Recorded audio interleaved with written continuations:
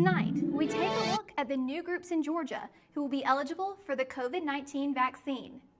Then, UGA Student Government Association hopes to acknowledge the LGBTQ students who can't donate blood. Later, drawing lots of attention from Athens residents, the Oscar Mayer Wienermobile is trying to recruit new hot doggers. This is Northeast Georgia's only local source for TV news. From the Grady College of the University of Georgia, this is Grady Newsource.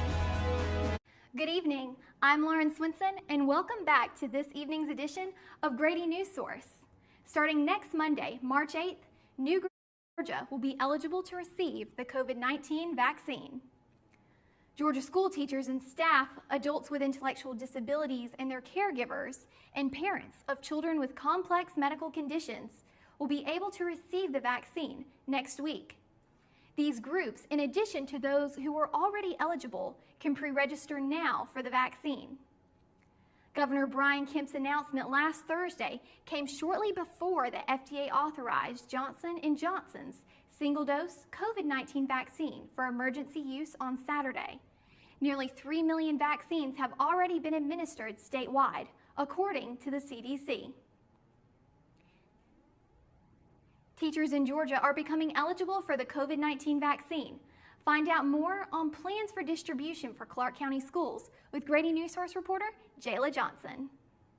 Clark County Schools has announced a COVID-19 vaccine distribution plan for educators in their school system after Governor Brian Kemp said last week that all K-12 employees in the state of Georgia are becoming eligible. Today, K-12 employees will receive an email from their supervisor with an appointment time, clinic location, and a pre-registration vaccine form. Distribution of the first dose will be March 10th and March 31st for the second dose at Clark Central and Cedar Shoals High Schools. If teachers do not receive their vaccine from the district, they can go to the Department of Public Health for further assistance. Information will be the next key component in this distribution process. Organizations such as the Athens Neighborhood Health Center will be playing a role. Dr. Stelina Gowdy from the Athens Neighborhood Health Center says she is taking a more active role in the distribution of proper information for Clark County schools. There is a lot of incorrect information on social media and all over the place. So I definitely think using as many opportunities as possible to educate our community is going to be the best way to go in making sure that the facts are being spread as opposed to incorrect information. Dr. Gowdy says Athens Neighborhood Health Center has offered a vaccine education class last month prior to Governor Kemp's announcement. The addition of K-12 employees to vaccine priority on March 8th places them in Georgia's 1A plus phase of distribution. The next phases of distribution are 1B and C, including essential non-healthcare workers and those ages 16 to 24 at high risk for COVID-19. Jayla Johnson, Grady Newsource. University of Georgia is leading a study on COVID-19 post-infection immunity. The research is set to answer the question, what protection does the body gain after having the virus?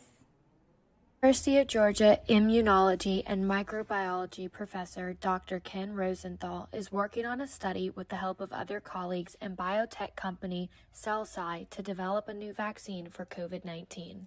It actually worked after infection so that it could be used as a treatment. Dr. Rosenthal helped design and develop a LEAPS COVID-19 vaccine. LEAPS is unique in that it targets T-cell responses to small pieces of disease-related proteins and at the same time determines the type of immune response that will be generated. Our hope is that the T-cells recognize a broader base of strains than antibody, and so we're thinking that activating a T-cell vaccine may have a broader strain activity than possibly some of the antibody directing vaccines. The research team at the Center for Vaccines and Immunology have been working on this study for less than 1 year and have successfully completed one trial. Their hope is to continue to move the project further. With Grady Newsource, I'm Jessica Thornton. The CDC is encouraging gym goers to lose weight and not their life by masking up during group fitness classes. Grady Newsource reporter Irena Plunkett tells us more.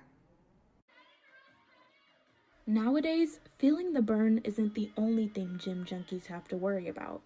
That's because new research shows that attending smaller size fitness classes indoors is more risky than we originally thought, especially if gym goers are not wearing a mask. While data is limited, the CDC is urging gyms to crack down on the COVID-19 regulations amid the pandemic. Recent reports find links between group fitness classes and the easy spread of COVID, despite operating under a reduced 25% capacity, temperature checks, and symptom screening. Former trainer at Ramsey Student Center, Megan Brosnan, says that's why she no longer trains. So I'm physically not able to teach because I'm physically not really able to work out right now due to COVID.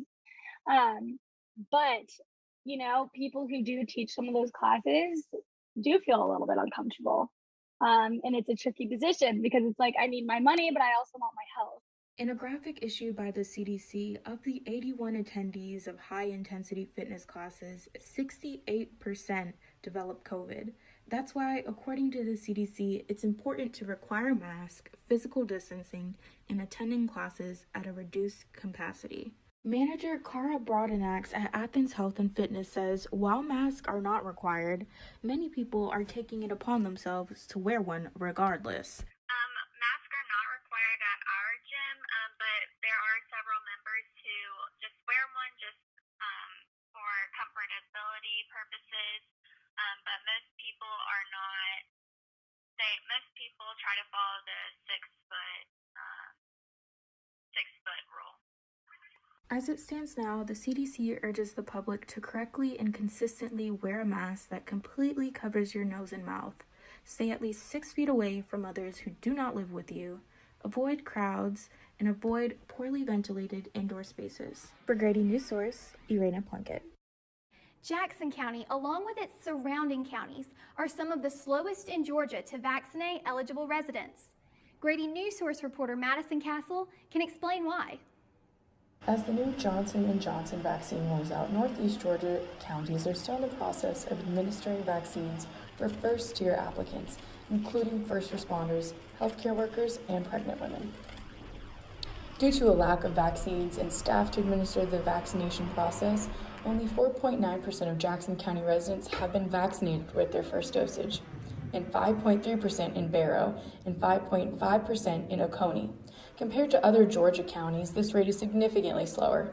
Troup County has a vaccination rate of 6.1% and Walker County 8.4% of their 70,000 residential population. Jackson County Sheriff Janice Mangum and her staff have the option of getting the vaccine. I didn't have any problems. I got my first vaccine the 1st of January, and I took my second vaccine the 29th of January. Since the beginning of the vaccination rollout, registering for the vaccine has been significantly easier. At the beginning, I thought it was slower trying to get appointments through calling the number. Caitlin Raper, administrator of Brookside Commerce Retirement Home, had an easy experience with the vaccination process, despite the slow rollout in the county. It was very successful. We did it through 2 local pharmacies, and all of our residents have received both doses. Nancy Neidham of the Georgia Department of Health, in an email, said that more information regarding the rollout and planning of the new Johnson & Johnson vaccines will be available at the end of this week. If you are not able to access resources on the internet, Northeast Georgia Health Department has a COVID hotline for you to contact at 706-340-0996. You can call and schedule an appointment time. The department will call you back within a few days to confirm your appointment time. I'm Madison Castle with Grady Newsource. The University of Georgia Student Government Association will be hosting a blood drive sponsored by the American Red Cross this month. Grady Newsource reporter Asmara Yacoub has more on how this decision will affect members of the UGA LGBTQ community who can't donate blood. UGA's Student Government Association has taken measures to address members of the LGBTQ+ community that can't donate blood. The blood drive will take place on March 16th at the Memorial Hall Ballroom. Jaden Kim, a student at the University of Georgia, says his experience donating blood has been difficult and upsetting. When I was filling out like a questionnaire, there was like a question that asked me if I had been sexually active with another or like a member of the same sex, like as a man. So just asking about like, have you had like male on male sexual interaction within the past, and I think it said year. So at that point in time, I wasn't like clear of that, so I couldn't give blood. And that was like very disheartening for me, I would say. The FDA first placed restrictions on blood donations from men who have sex with men in the 1980s. These restrictions were put in place to ban donations from groups who were found to have higher rates of HIV. Because of new screening technology and a better understanding of HIV, the FDA has loosened restrictions for blood donations. However, gay men still cannot donate blood if they have had sexual contact with another man within a year of donating blood. For me, I find that to be a ridiculous rule just because I think that there are many other better ways to go about it, because you're essentially discriminating against an entire group. Asim Ahmed, president of the Student Government Association at UGA, says that it is important to acknowledge members of the community that can't donate blood. Because the need for blood is still nonetheless there, but we still want to take some steps to proactively, acknowledge the fact that there are outdated regulations that can lead to feelings of, exclusivity on our campus amongst marginalized students. Ahmed says the location of the blood drive being in the same building as the LGBTQ+ Resource Center could potentially raise problems. The LGBT Resource Center is housed in Memorial Hall, and when the blood drive is happening in Tate in the Memorial area, it can come off as relatively, lacking awareness of who can and can't donate blood. He says that SGA plans on acknowledging those who cannot donate blood through social media. I think when we're pubbing things on social media, which is the mode of communicating pretty much everything nowadays during the pandemic, we'll simply, whether it be in the caption or whether it be, in our org announcements, just acknowledge the fact that, we are, pubbing or hosting a blood drive, but also we recognize that not every student can donate blood. Ahmed says that while there's a need for blood in the community, this doesn't take away from the fact that these FDA regulations are discriminatory. This has been Asmara Yacoub with Grady Newsource. Aspiring Georgia entrepreneurs and current business owners are taking advantage of small business webinars hosted by the Small Business Development Center at UGA. When we come back, words from the owner of Oglethorpe County Children's Academy. What to expect when you're expecting. Like here. A teenager. Today, I'm going to show you how to teen-proof your home. First step, hide the car keys. Preferably somewhere they would never look. Challenges will come up. Be ready for them. Hi, honey.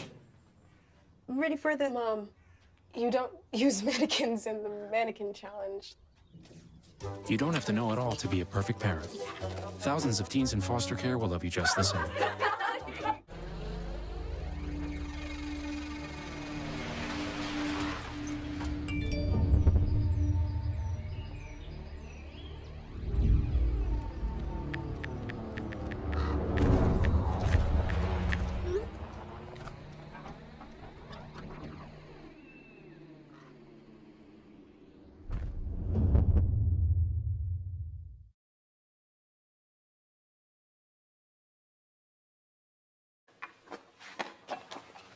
Did you hear about the pony with a sore throat? He was a little horse.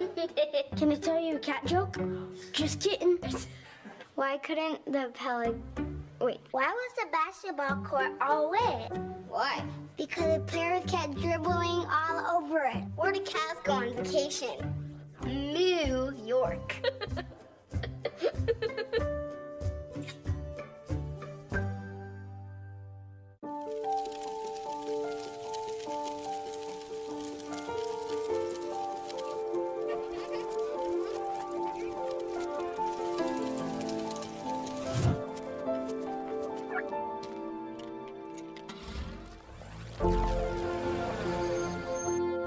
Did you know parking over tall, dry grass can spark a wildfire?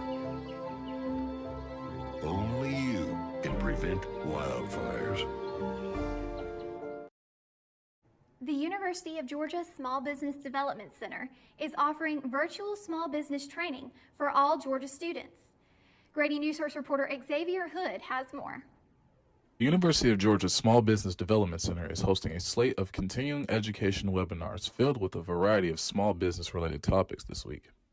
The Small Business Development Center is reaching out to aspiring Georgia entrepreneurs and current small business owners.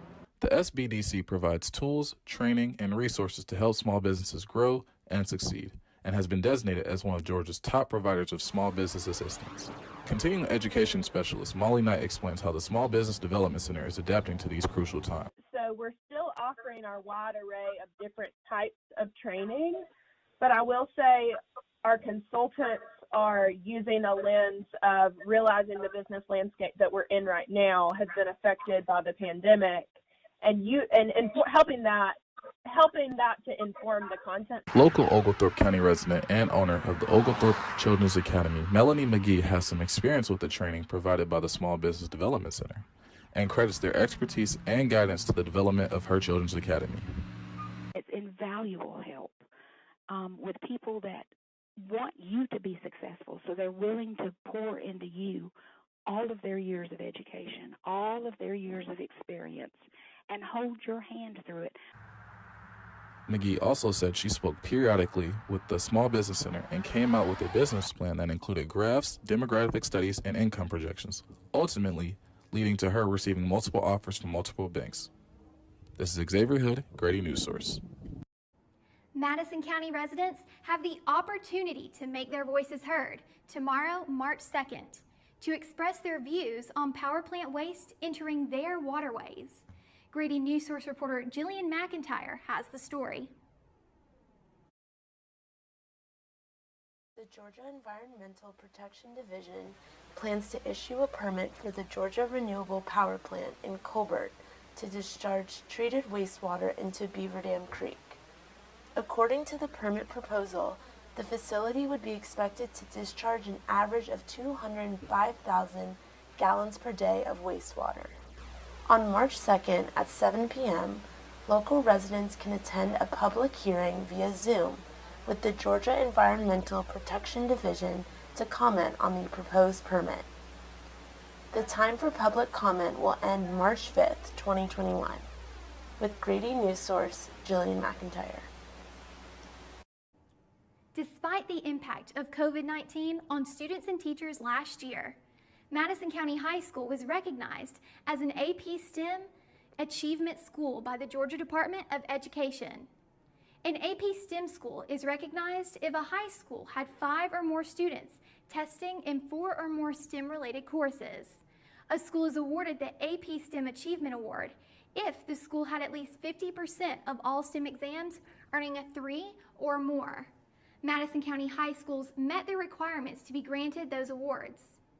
Superintendent Richard Wood said in a press statement that he is proud of the class of 2020 for their continued accomplishments and their strong performance on AP exams, despite a difficult ending to the year. Grady Newsource reporter Adalberto Solis will have more on this story Wednesday.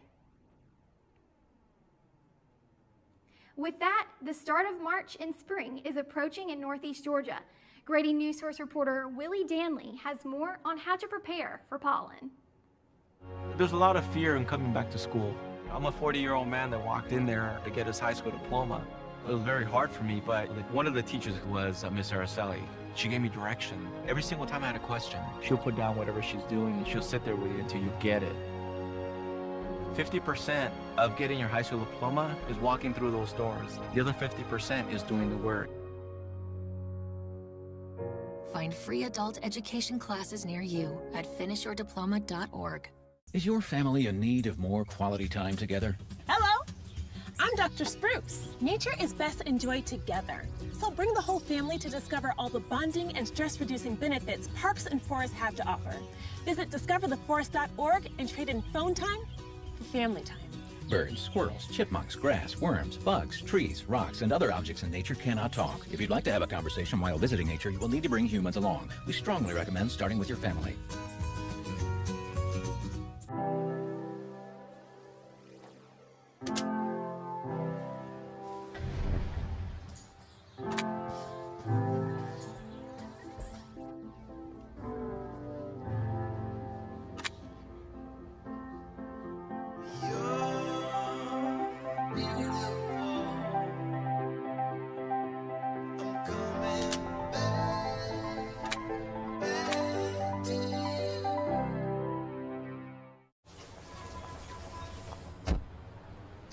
La la la la la, I love you so. I love you, I love you. La la la la, la la la la la la la. We're here. Yay! It's a short drive from your neighborhood to your naturehood. To find a neighborhood park or green space near you, visit discovertheforest.org. And now, the weather. Up next, Willie Danley with your Grady Newsource weather. Your Northeast Georgia weather report. Today is Monday, March 1st, and we have a high of 65 degrees, and we'll be moving on to a low of 49 degrees later this evening. From today until Wednesday, Athenians can expect cloudy skies with on-again, off-again showers. Tomorrow we'll have the lowest temperatures of the week with a high of 52 degrees, moving on to a low of 39. Thursday, we'll see a break in the gloomy weather and have sunny skies and a high of 69 degrees. But don't put those lightweight jackets away too soon. On Friday and into the weekend, we will see a return of those cloudy skies. And as we get further into the month of March, the pollen season is approaching. According to the CDC, monitoring local news and staying on top of pollen levels is a way to protect yourself this pollen season. Because the same mask that is protecting us from the coronavirus will also keep pollen out of our nose and into our lungs. Next up, stay tuned for your local sports with Grady Newsource reporter Southern Brit. Are your children in the right car seat for their age and size? Is the seat supposed to be forward-facing or rear-facing? Did they move to a booster seat too soon? It may be too late to check when you're on the road. Fortunately, you're on the couch. Car crashes are a leading killer of children 1 to 13. Don't think you know. Know you know.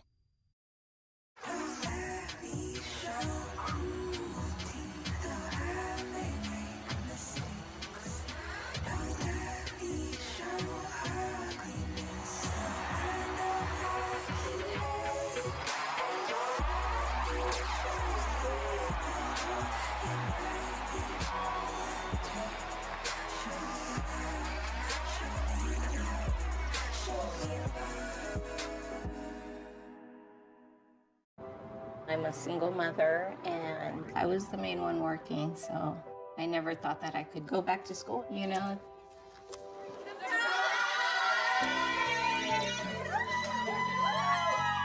My sister, my mother, everybody wanted to help me with my kids. I could not have gotten my diploma without my family. Find free adult education classes near you at finishyourdiploma.org. It's a beautiful day out here. Sunny today with light breezes, giving way to clouds in the afternoon. We could see some light precipitation to moderate precipitation later on, followed by powerful storm-like conditions. 99-mile winds are expected. Authorities are asking everyone, stay indoors. Come on, that's it. Let's go.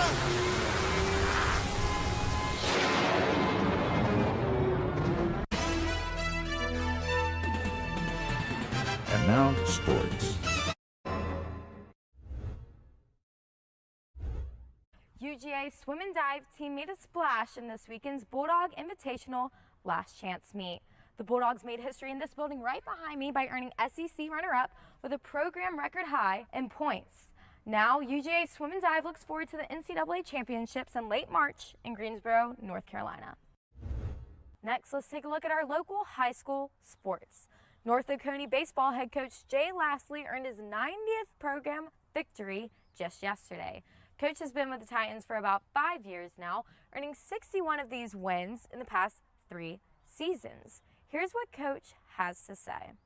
It's good to win for the kids, to watch kids be happy after a win, to watch kids work hard and succeed and achieve a win means way more than an actual number of 100 or whatever it may be. So that's the coolest part is that it's about the success of the kids. No doubt the Titans team hopes to maintain their undefeated streak this season to help Coach get to his 100th program victory. And to wrap up what you need to know about our local sports, Clark Central basketball defeated Villarica 71-57 this past weekend. Now, Clark Central plans to host the 5A Elite 8 versus Dutchtown this Wednesday at 7 p.m. That's a look at sports. Keep it here. Hello. Hi. I'm from Blue Hood Stone Barns. We brought a meal for you, and I'm here to serve it to you. Okay, great. Come in. Zucchini carbonara, made from zucchini that was harvested earlier this morning. Again? Hey, Dan Barber. You have room for a little bit more? Come on in. Rochettes with sausage. So when we made that zucchini carbonara, you know, they're the end pieces of the zucchini, and then the cores that we cut away, not to mention zucchini flour. Usually those get thrown out. We use them to create an entire second dish. Does that, Again? I'm here to bring you your third course. It's the vines from your zucchini. We'll have a little zucchini stem pasta, a different experience of zucchini. When we start to think differently about our food, we can get a lot more out of it. This is delicious. What do you think we can make out of this? 40% of food in America is never eaten. Cook it, store it, share it. Visit SaveTheFood.com. 1 in 6 seniors faces the threat of hunger, and millions more live in isolation. America, let's do lunch. Drop off a hot meal and say a quick hello. Volunteer for Meals on Wheels by donating your lunch break at americaletsdolunch.org. Laughing too hard at one of your colleagues' jokes at the office party? She's not even funny. Warning sign. Those drinks are probably going to your head. Probably okay isn't okay when it comes to drinking and driving. They call me Maxie, but I prefer tripod. I was your above-average four-legged homie, and then wham-bam minivan. Some people pity me. Now that's lame. I still run, fetch, and swim. And the ladies love me. I'm the ultimate wingman. Just don't ask me to high-five.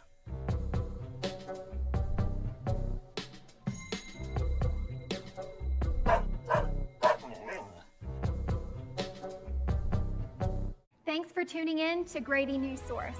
I'm Lauren Swinson. Good night.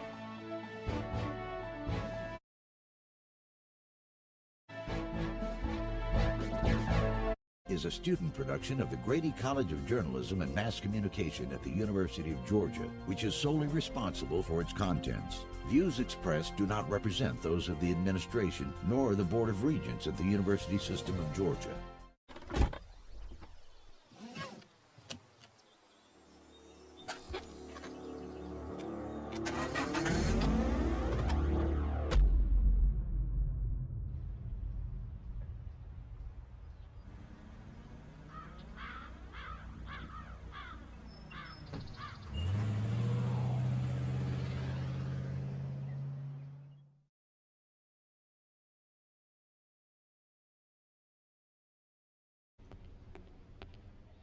Can I tell you a cat joke? Just kidding. Why did the girl ask the mushroom to dance? Because he was a fun guy. What do you call a pig that knows karate? Pork chop. So how does a tissue dance? Put a little boogie on it.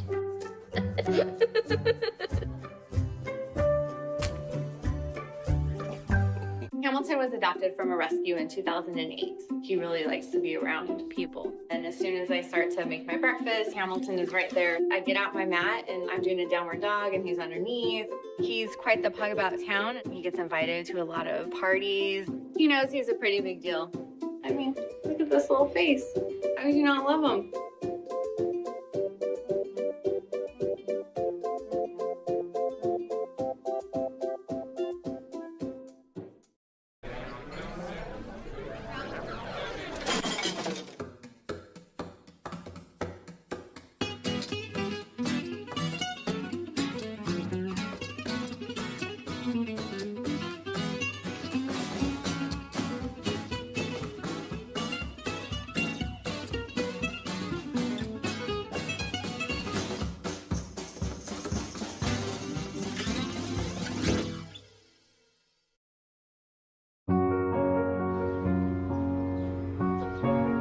ahead with that? Oh, thank you.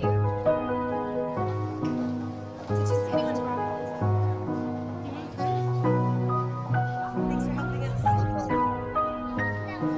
Is this your bag? You're welcome. We do anything for kids. Yet 1 in 6 children in the U.S. struggle with hunger.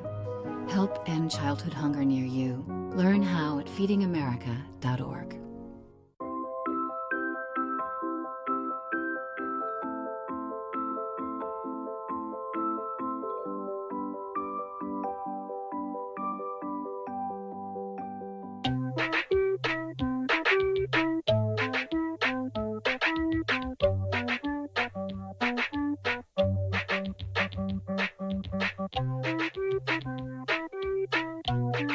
Start a story. Adopt at theshelterpetproject.org.